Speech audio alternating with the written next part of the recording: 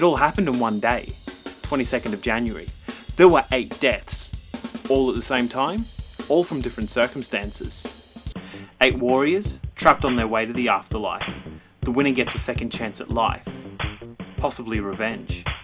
Fight for Life seems like a pretty fitting title for the Jaguar's last stand. The Jaguar wasn't screwing around anymore. This was it. It was pretty obvious, the Jaguar wasn't getting ahead in the market, but this feels like a game for the fans, for the supporters. Booting this monster up, you can see 3D, actual 3D, with texture mapping and polygons. The Atari Jaguar wasn't really built to push 3D like the PlayStation. That's the simple truth. Fight for Life is the last title developed by the Atari team before being shut down, and it's the last official Jaguar release. And this game copped it really hard. The only 3D fighter for the Jaguar, and it was totally due.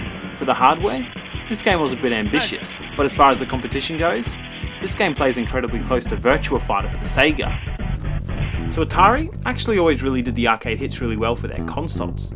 With Fight for Life, it really felt like they're making a genuine effort to make something fresh and new, instead of rebooting an old idea, like Tempest 2000. I'm not going to make any excuses for Fight for Life.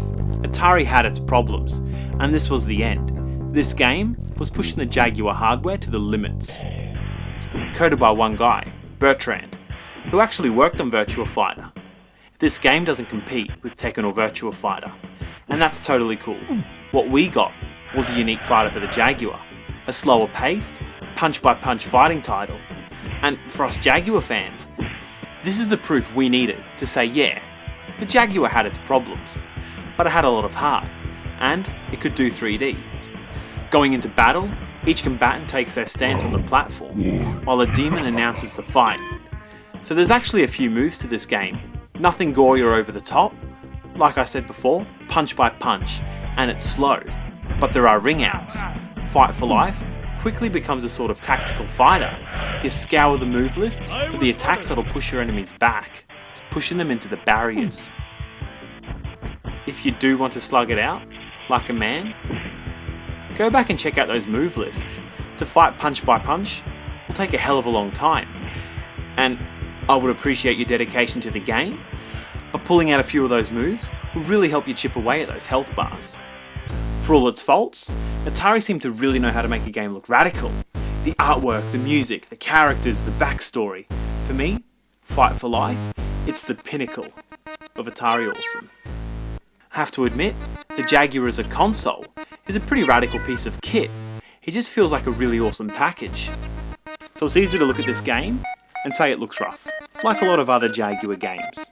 Turns out, there's actually a Fight for Life beta version floating around out there.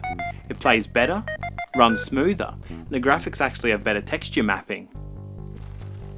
So while this game was in development, the Atari Jaguar was sinking fast, and for whatever reason, Atari withheld payments, and the developer withheld the final code. Atari actually published a still in development version of Fight for Life. It's a real bummer that Atari had to go through all the shit it did with its last published game. But here we are, at the end of the line, with a 3D fighting game on the Jaguar. And even though diving straight into tournament mode reveals a slow and pretty basic beat 'em up, the whole idea of beating opponents to build up a character with your dream move list is actually kinda cool. So if you're a fighter fan who somehow ended up with a Jaguar, I'd actually still recommend Ultra Vortek over this. But with a system as awesome as the Jaguar, you just need to have a few games in your library to make the system purr under the hood. Fight for Life actually looks pretty solid on the Jaguar. For a 3D game, I'd say it's one of their better ones.